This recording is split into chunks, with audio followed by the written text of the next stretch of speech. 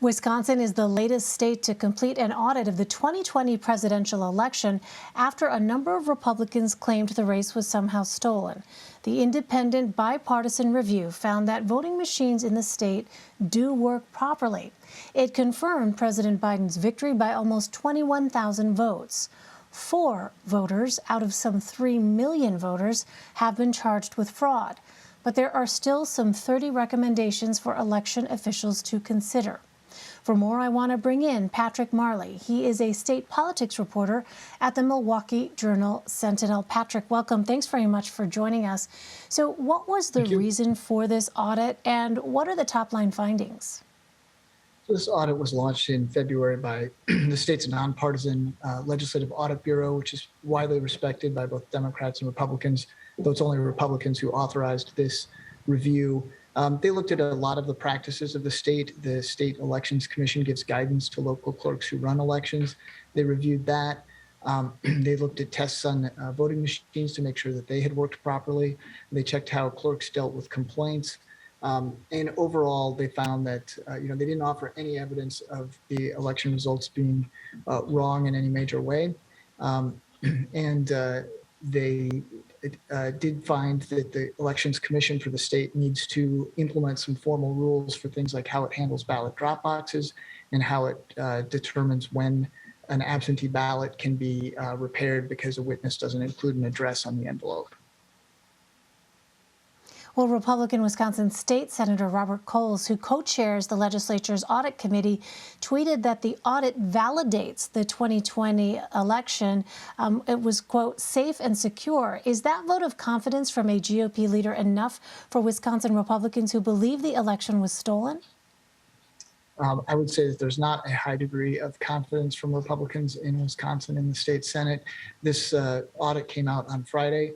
Rob Coles did say that the election was safe and secure based on what he'd seen from the audit. He also said that the audit found some things that need to be addressed.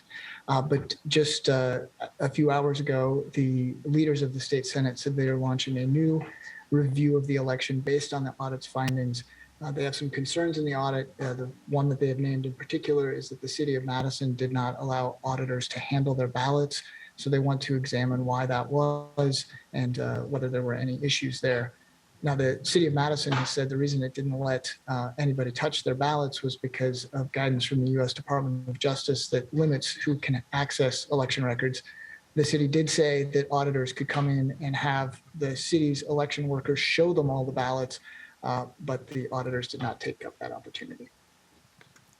Right. So in all, the Audit Bureau had some 30 recommendations for the Wisconsin Elections Commission to consider and 18 legal changes for the legislature to weigh. So what are some of those?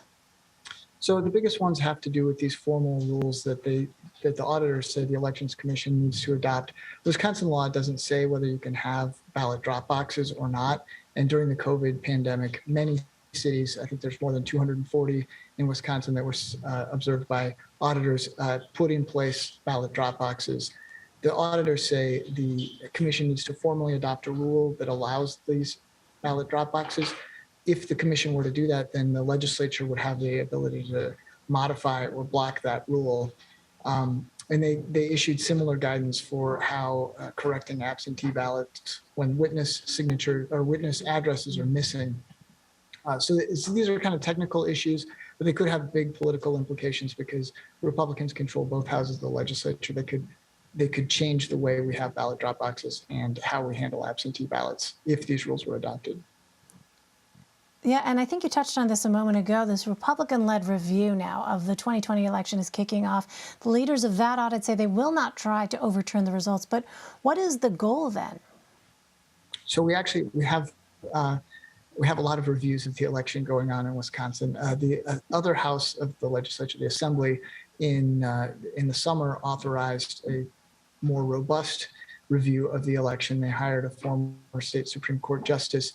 They gave him a budget of $675,000 to review effectively any aspect of the election that he deems necessary. He's issued subpoenas. He's backed off on holding interviews with people, and there's now a lawsuit from the Democratic Attorney General trying to block those subpoenas.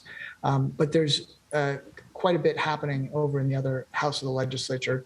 Then today, the Senate said that it's going to also do some sort of review of the election. Frankly, they haven't told us a lot about what that's going to contain. All right, to be continued. Patrick Marley. Patrick, thank you very much for joining us. Yeah, thank you.